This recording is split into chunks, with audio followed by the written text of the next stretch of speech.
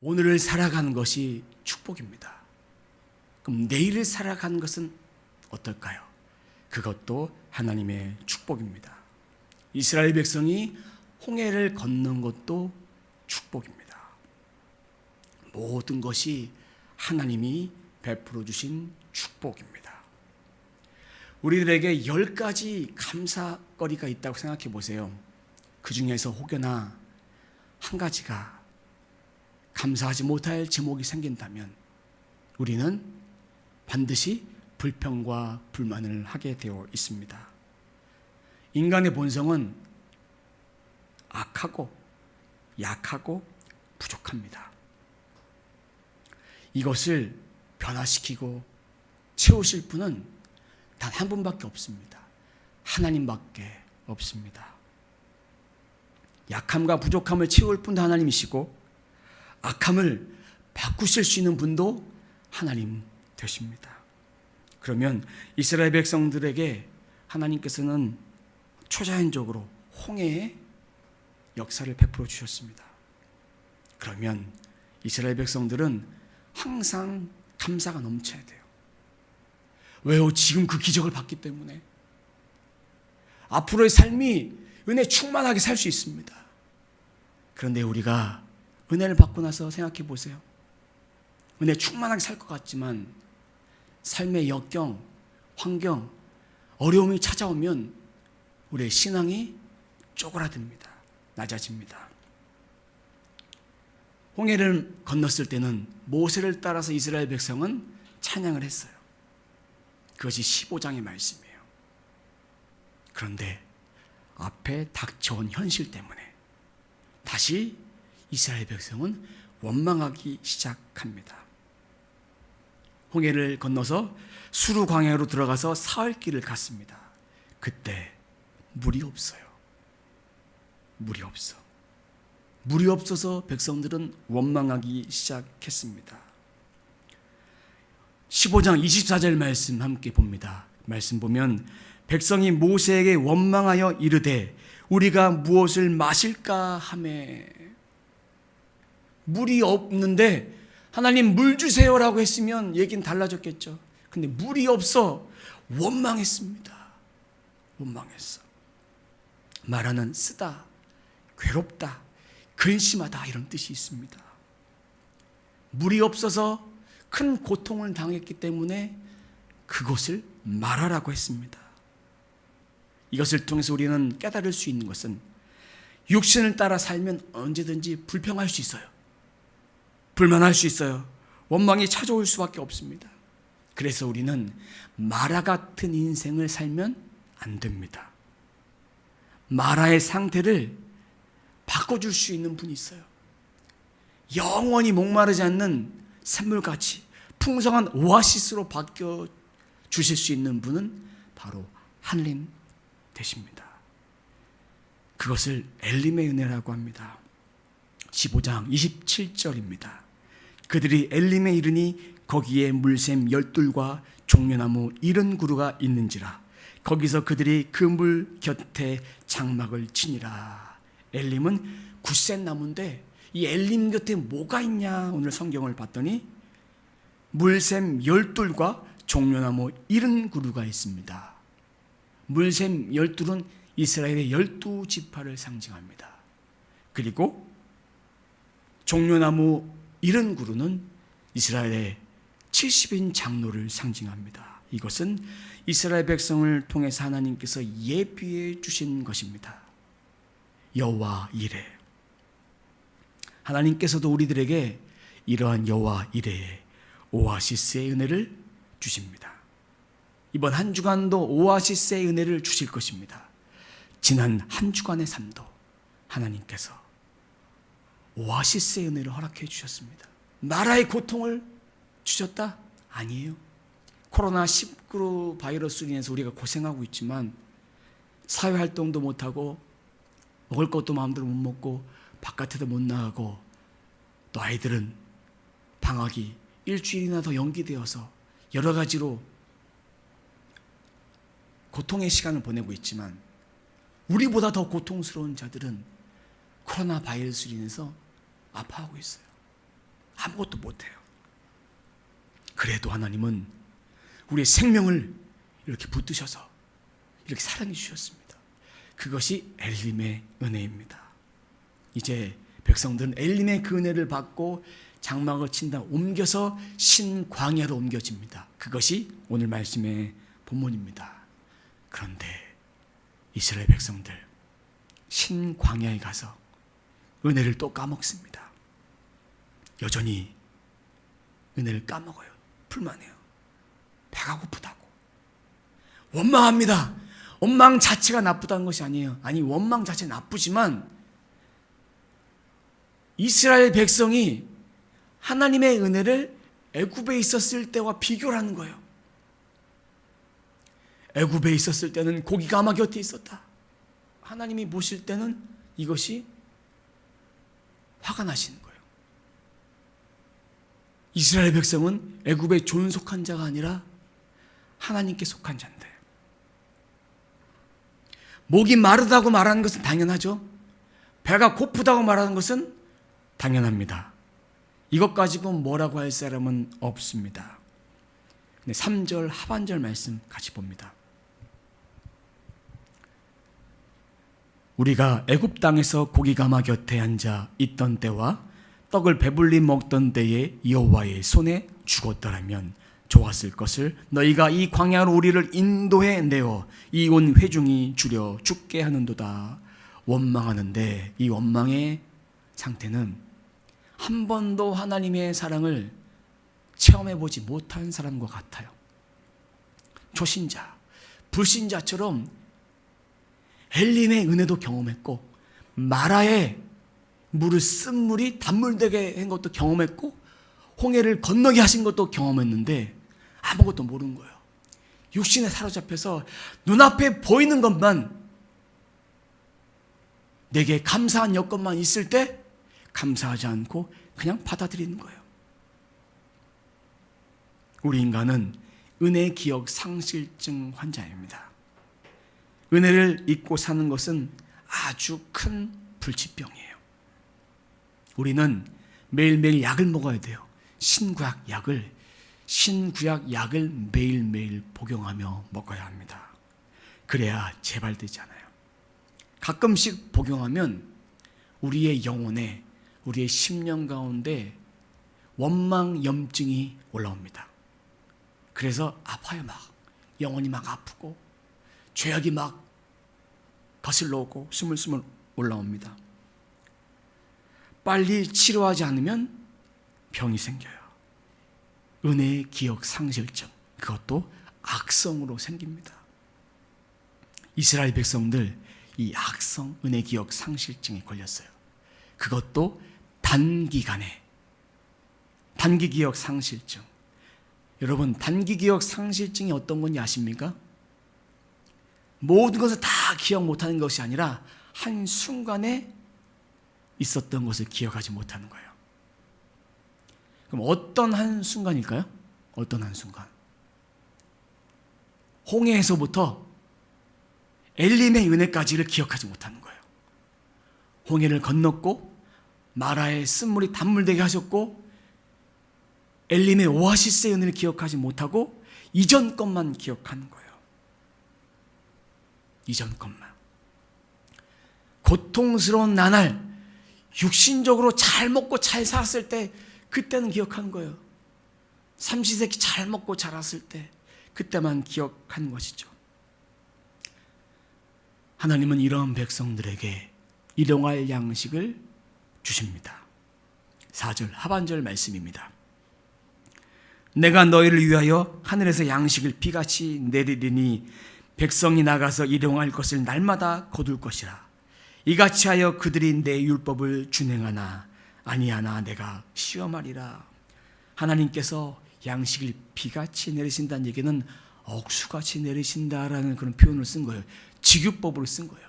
그런데 비같이 내리는데 풍성하게 주신다. 부족함이 아니라 먹고 그냥 밥 한 숟가락 먹는 그런 정도의 양이 아니라 밥을 풍성히 먹어서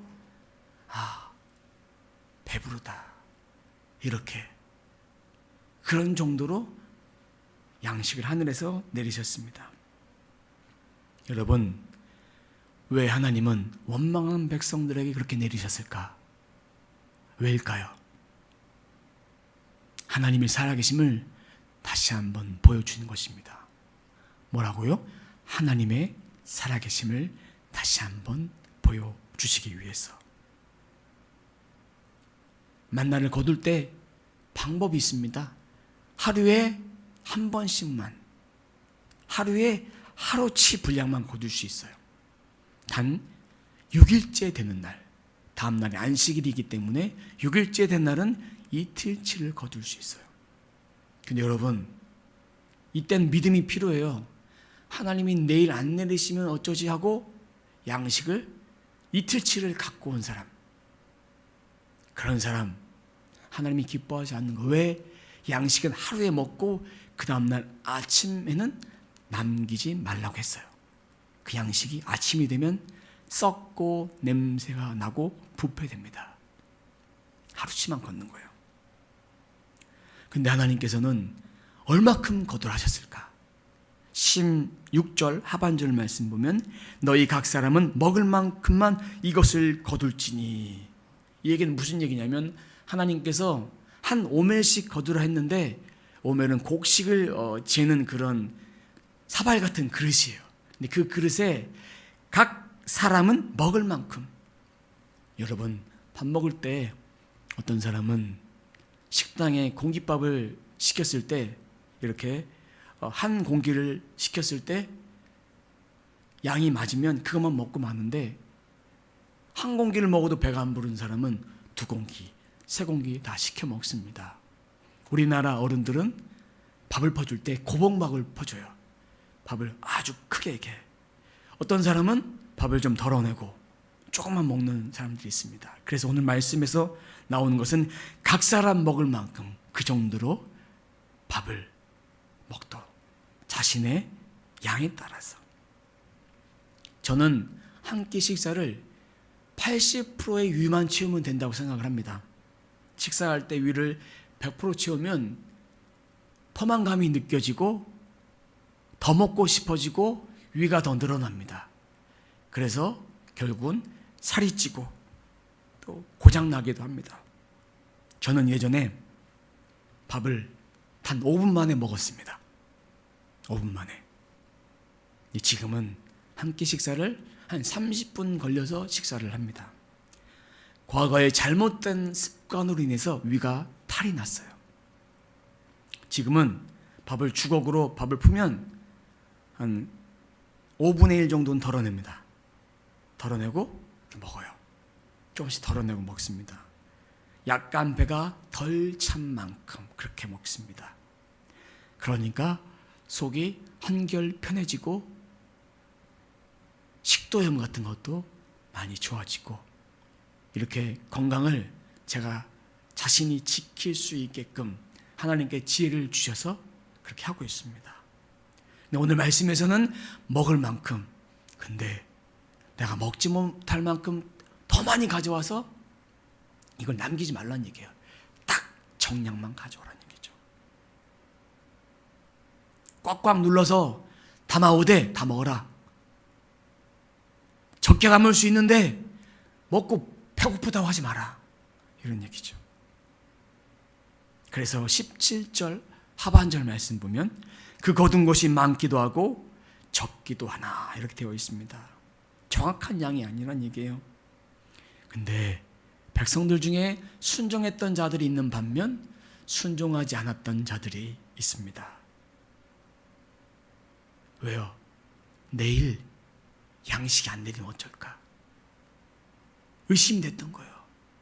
그래서 하나님께서 시험하신 게 뭐냐면 6일째 되는 날, 안식일을 위해서 미리 하루치를 더 가져오고 두 오멘을 가져오고 하루의 양식을 공급하실 것을 믿고 그것에 대해서 얼마나 순종하는가, 순종하지 않는가에 대한 하나님의 시험, 영적인 테스트가 있었습니다. 하나님도 우리들에게 이러한 시험을 하실 때가 종종 있습니다. 우리의 믿음을 성장시키기 위해서 하나님 우리를 테스트하십니다. 테스트하실 때 말도 안 되는 상황 가운데 하나님께 순종하는가, 순종하지 못하는가, 그것을 시험케 하십니다. 29절 말씀 봅니다.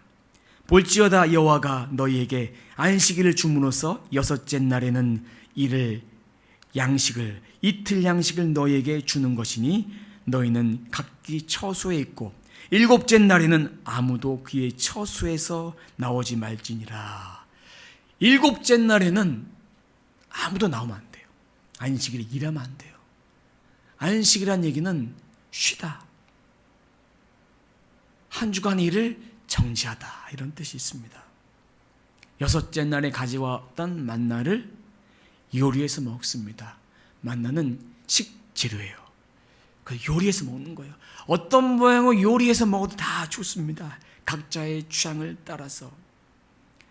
육신의 양식을 위해서 안식일을 보내지 마시고 영의 양식을 먹는 날, 영의 음료를 먹는 날, 우리가 하나님 앞에 거룩하게 살아갈 수 있도록 그렇게 하나님의 말씀대로 순종하는 날이 안식일 주일이에요. 여러분, 오늘 주일입니다. 하나님 안에서 안식하고 계십니까? 아니면 내 맘대로 내가 하고 싶은 대로 그렇게 하나님의 뜻을 벗어난 삶을 살고 있습니까? 하나님은 오늘도 우리들에게 이 땅의 삶 가운데 영원한 안식을 누리며 아버지와 손잡고 아버지와 항상 함께 하기를 원하십니다.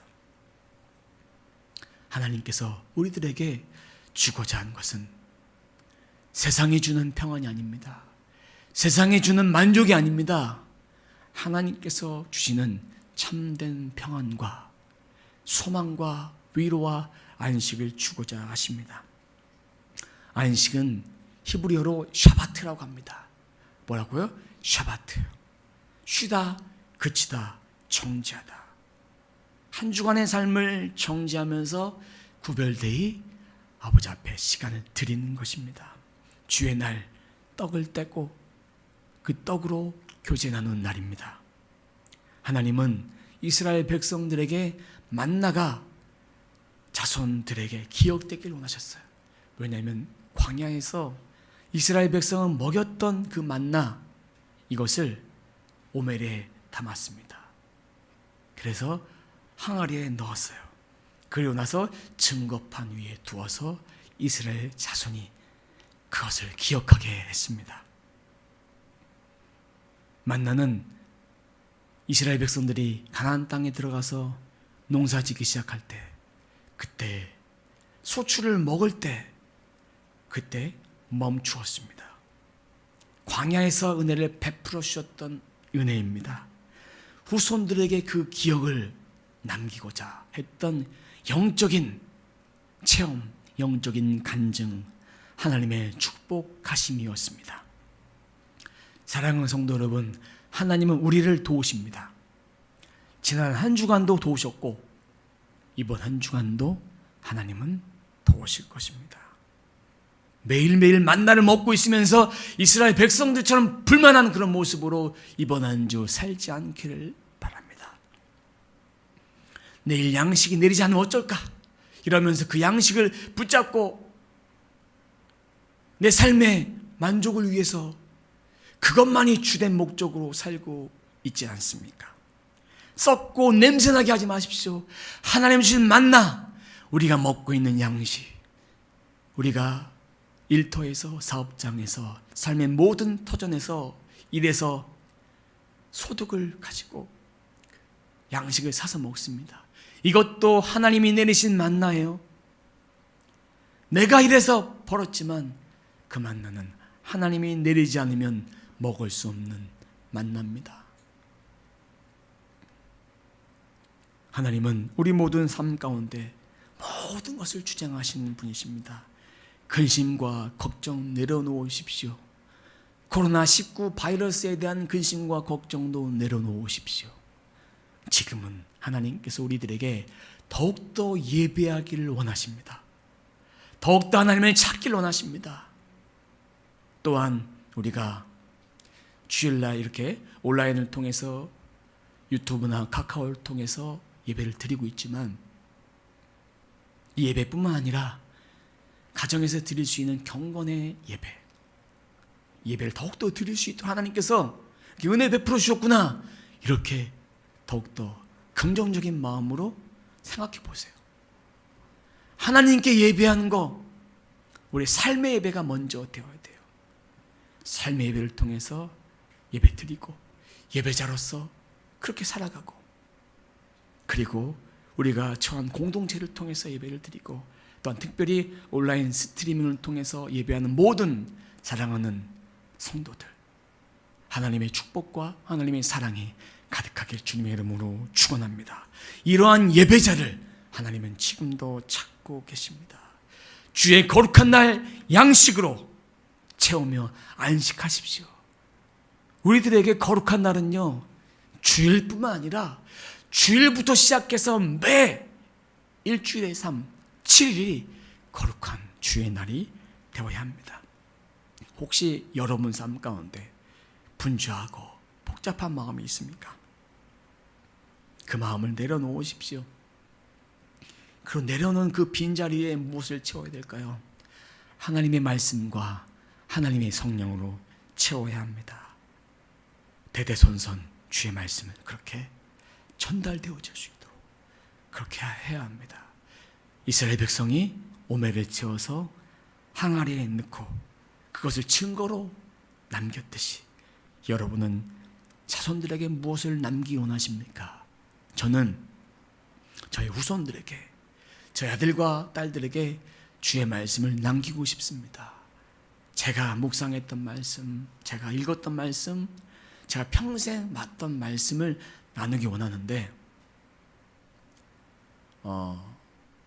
이 성경책 여기 있는데, 이 성경책은 제가 저희 아버지께 선물해 드린 거예요.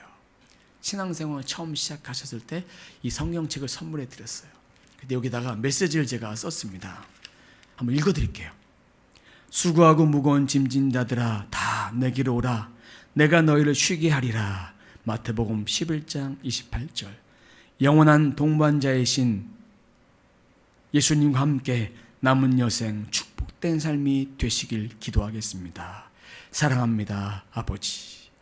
주후 2012년 5월 20일 아들 이준영 드림, 이렇게 해서 드렸어요. 저는 비록 저희 아버지께 믿음의 말이나 축복의 말이나 축복의 기도를 한 번도 받아본 적이 없지만, 저는 저희 자손들에게, 특별히 저희 아들과 딸들에게 각각 성경책 한 권을 좀 물려주고 이 말 한마디 탁 하고 떠나고 싶습니다. 어떤 말이냐면, 예수 잘 믿고 성령 받고 예수님의 제자로 살아라.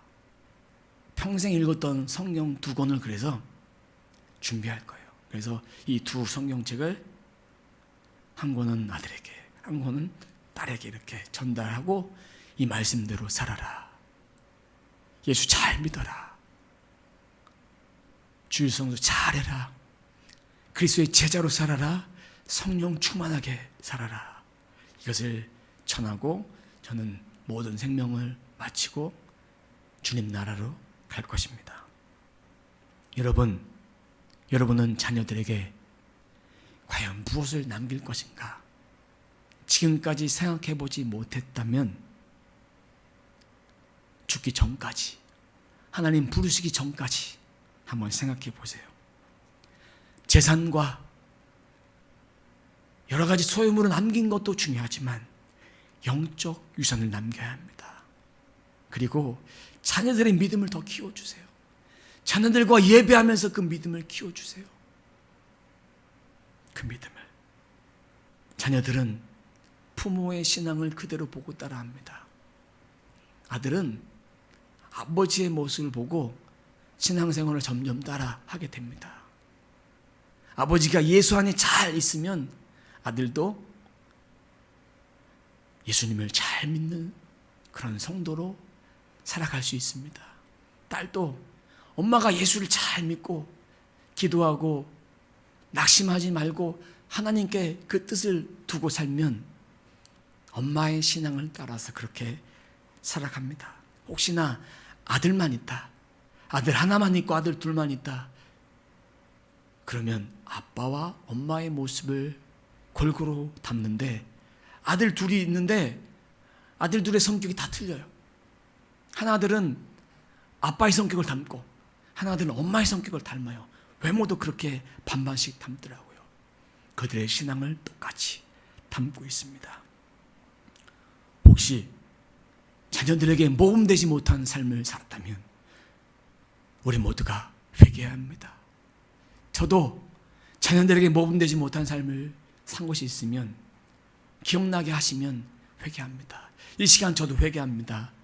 이 말씀을 듣는 여러분들도 내 자녀에게 모범이 되지 못한 신앙생활을 했다면 회개하십시오. 회개해야 합니다. 눈물 뿌려 회개해야 합니다. 그리고 하나님 앞에 다시 거룩하게 서십시오. 하나님이 그거 원하십니다. 그리고 자녀들과 함께 예배 드리면서 신앙들을 자라게 해주십시오. 신앙은 교회에서부터 자라는 것이 아니에요. 이거 잘못된 거예요. 신앙은 가정에서부터 믿음을 심어주는 거예요. 부모가 말씀 보고 부모가 기도하는 모습을 보여주고 함께 예배함을 통해서 자녀들이 하나님의 말씀을 붙들고 살아감을 통해서 이 말씀이 우리 인생을 변화시키는 거예요. 부모의 말이, 학교 선생님의 말이, 학원 선생님의 말이, 어느 누구의 말이 변화시키는 것이 아닙니다. 하나님의 말씀만이 우리의 인생, 우리의 자녀의 인생을 변화시킬 수 있습니다. 그래서 가정에서부터 신앙이 자라서 말씀을 조금 더 구체적으로 가르쳐 줄 수 있는 것은 교회에서 할 수 있지만 말씀과 함께 뿌리를 가정에서 온전히 내릴 수 있도록 그렇게 해야 합니다. 많은 부모들이 후회합니다. 어렸을 때부터 신앙생활을 잘 시켜줄 걸 그렇게 후회합니다. 자가 떠난 뒤에 후회해도 소용없습니다. 늦었다고 하는데 지금 그때부터 기도하십시오. 내 자녀를 위해서 믿음이 온전히 새겨질 수 있도록, 아버지 앞에 온전히 그 믿음을 가질 수 있도록 오매를 전달했듯이 그 역사를 우리 자녀들에게 전달되어 줄 수 있도록 우리 10년 가운데 이 말씀을 그대로 전달되어 줄 수 있도록 그렇게 우리는 이 땅에 사는 동안 그렇게 했으며 살아가야 합니다. 사랑하는 성도 여러분, 하나님이 주신 영원한 양식을 사모하십시오. 만나를 통해 한 번도 굶게 하시 않았던 하나님의 은혜를 우리들에게도 지금도 허락하셨습니다. 그 은혜 만나의 은혜를 통해서 정말 우리가 하나님 오늘도 만나의 은혜를 허락하시면 감사합니다.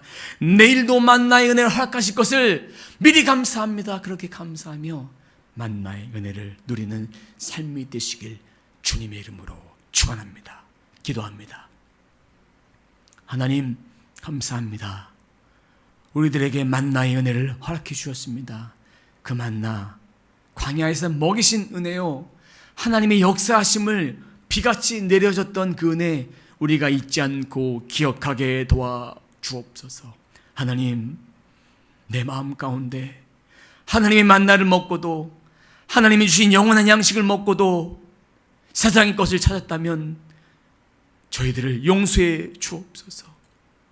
무엇을 먹을까 무엇을 마실까 염려한 인생 살지 않고 하나님의 영원한 만나를 먹고 육신의 만나도 하나님이 채워주심을 경험하며 날마다 주의 임재를 경험하며 주의 거룩하심을 경험하며 주의 말씀으로 우리의 영원한 만나를 채울 수 있도록 도와주옵소서. 육신의 만나보다 더 중요한 영의 만나를 우리가 먹고 그 만나로 말미암아 하나님 앞에 거룩하고 온전하게 설 수 있도록 도와주옵소서. 주님 감사합니다. 저의 모든 삶을 주님께 맡깁니다.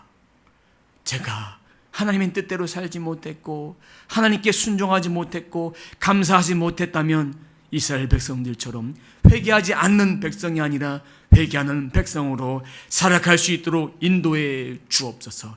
주님 감사합니다. 주님 감사합니다. 이 시간도 각 심령들 마음속에 아버지께서 허락하실 은혜를 촉촉히 부어 주옵소서.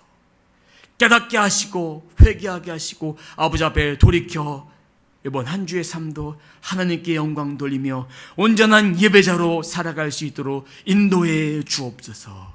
감사드리며 예수님의 이름으로 기도드립니다. 아멘.